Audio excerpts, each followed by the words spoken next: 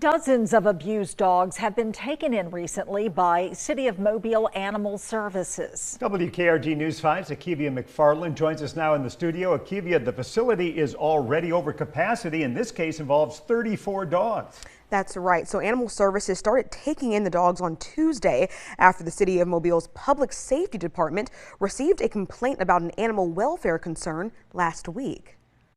34 dogs are now calling the City of Mobile Animal Services home after being involved in an animal cruelty case. All of the dogs are currently here at the shelter or at the vet's office being evaluated.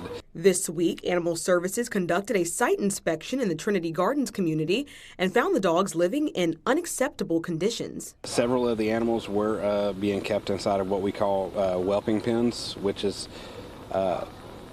it's kind of a boxed cage that breeders use to raise puppies in, and several of the dogs were also tethered around the property. Director of Animal Services Robert Bryant says 4 dogs were taken for medical care on Monday. That was followed up with a search warrant, and the rest of the dogs were removed from the property Tuesday. On face value, it looked like a very, very large breeding operation, a backyard breeding operation. No one is in custody, but Bryant says they plan to file charges by the end of this week or early next week. But the shelter is still left with another problem. They are now far over their capacity of around 100 and need to find homes for dogs that were already in the shelter to accommodate the abused animals.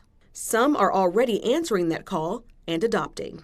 We knew the story, and we figured we'd come down here and see if he had a connection. We have a half German Shepherd, half Bull Mastiff. She's about 7 years old, and we felt like she needed a companion.